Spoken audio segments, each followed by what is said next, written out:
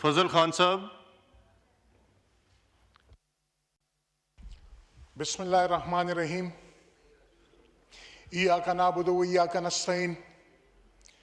Chairman صاحب، سب سے پہلے تو میں آپ کا شکریہ ادا کرنا چاہتا ہوں اور ساتھ میں یہ بھی کہنا چاہوں گا کہ اس ٹینیور میں مجھے اس فلور پہ پہلی دفعہ بات کرنے کا موقع ملا تو آپ کا شکریہ ادا کرتا ہوں. کوشش کروں گا کہ لمبی بات نہ کروں اور جو آج کل ملک جس حالات سے گزر رہا ہے یا گزرا ہے اس پہ ہی میں بات کروں. تو سب سے پہلے میں یہ زیادتی سمجھوں گا کہ اگر میں افواج پاکستان اور پوری قوم کو مبارکباد اور خراج تحسین پیش نہ کروں، کیونکہ آج پوری دنیا میں پاکستان کا وقار بلند ہوا. ہندوستان کو یہ پتہ نہیں تھا یا شاید وہ جان بوجھ کر انجان بنے کہ ہم حضرت محمد صلی اللہ علیہ وآلہ وسلم کے امتی ہیں. ہم اس پیغمبر کی امتی ہیں جنہوں نے 313 صحابہ کے ذریعے ہزاروں کفار کو شکست دی. ہم ان کی امتی ہیں. ان کو یہ پتہ نہیں تھا کہ پاکستانی قوم دل میں یہ جذبہ لے کے جنگ کی طرف اس وقت قدم بڑھاتی ہے جب مجبور ہو. جذبہ کیا ہوتا ہے کہ اگر گیا تو شہید اور اگر واپس آیا تو غازی. تو جہاں پہ غازی اور شہید کا جذبہ ہو تو اس کو انشاءاللہ کبھی بھی شکست نہیں ملے گی. ان سب باتوں کے ساتھ ساتھ چیئرمین صاحب، میں ایک بات کہنا چاہوں گا کہ ہندوستان تو دشمن ہے، وہ تو ہے ہی،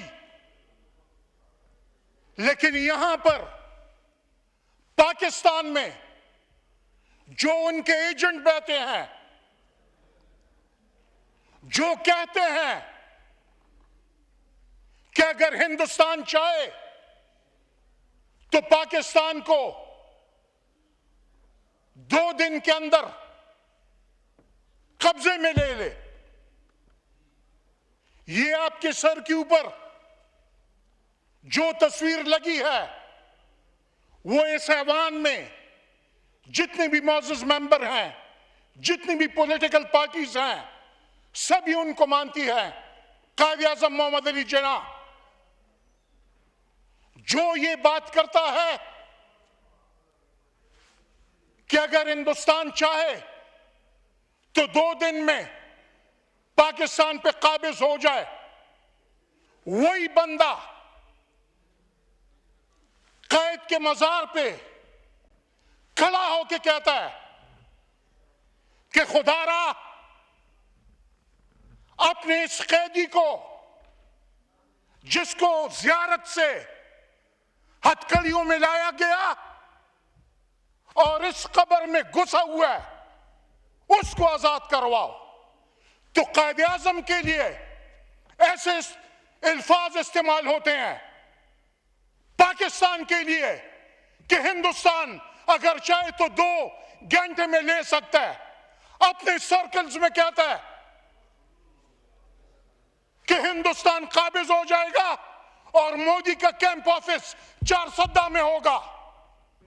ایسے لوگوں کو ہم کیوں پروموٹ کرتے ہیں؟ عمران خان، مارنگ بلوچ، علی وزیر، یہ قید میں ہے. پی ٹی ایم پہ پابندی کی بات ہوتی ہے، لیکن جو ہندوستان کے اصلی ایجنٹ ہیں، جو کہتے ہیں کہ میرا علاج ہندوستان میں کرواؤ، مجھے دفناؤ افغانستان میں، اور عجیب بات ہے کہ مجھے حکمران بناؤ پاکستان میں، اس پر کیوں پابندی نہیں لگاتی؟ قوم نے تو ان کا یہ حشر کیا ہے کہ باپ بیٹا اسفندیار ولی اور احمد ولی 5 دفعہ وائنڈ اپ کریں پلیز. کنزیکٹو. میں پہلی دفعہ بول رہا ہوں چیئرمین صاحب، آپ کو سننا پڑے گا اور میں جلدی وائنڈ اپ کروں گا، لیکن جیسے اوروں کو ٹائم ملتا ہے ہمیں بھی دیا جائے. کیا ہم back benchers MNAs نہیں ہیں؟ تو اسفندیار ولی اور احمد ولی پاکستان کے بارے میں، قائد اعظم محمد علی جناح کے بارے میں ان کے یہ خیالات ہیں، ان پہ کیوں پابندی نہیں لگائی جاتی؟ وائنڈ اپ کریں پلیز.